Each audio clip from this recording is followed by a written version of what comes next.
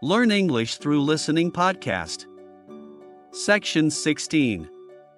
Part of a lecture about a chemical substance called monosodium glutamate. In today's lecture, I'm going to talk about monosodium glutamate, or MSG as it's more commonly known.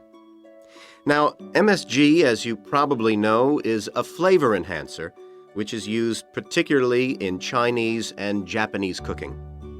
Today, I am going to explore why it is so popular in these cuisines, and more importantly, how does it enhance the flavor of food?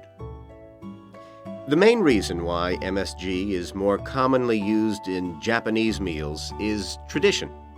For many thousands of years, the Japanese have incorporated a type of seaweed known as kombu in their cooking, as they discovered it had the ability to make food taste better. But it wasn't until 1908 that the ingredient in kombu, which was responsible for the improvement in flavor, was actually discovered to be glutamate by scientists working there.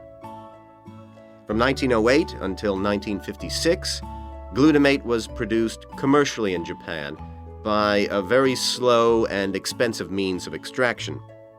It was in 1956 that the speed of the process was improved and industrial production increased dramatically and still continues to increase to this day. In fact, hundreds of thousands of tons of MSG are produced all over the world today.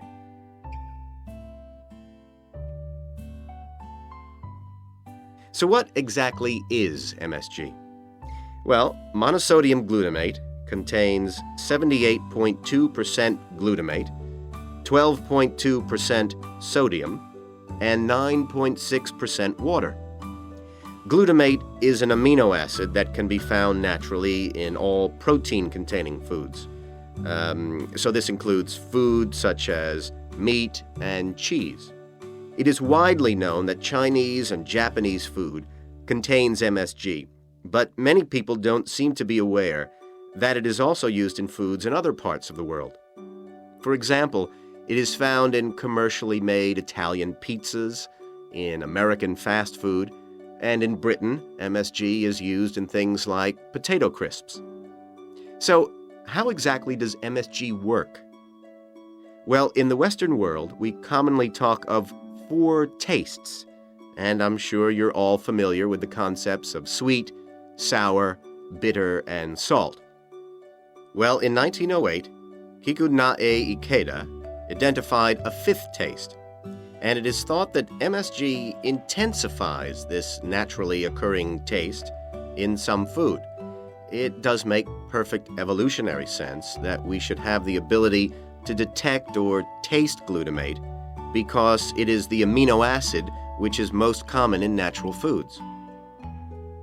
John Prescott, an associate professor at the University of Chicago, suggests that this 5th taste serves a purpose just as the other tastes do. He suggests that it signals to us the presence of protein in food, in the same way that sweetness indicates that a food contains energy-giving carbohydrates. Bitterness, he says, alerts us to toxins in the food, while sourness warns us of spoilage, and saltiness signals the presence of minerals.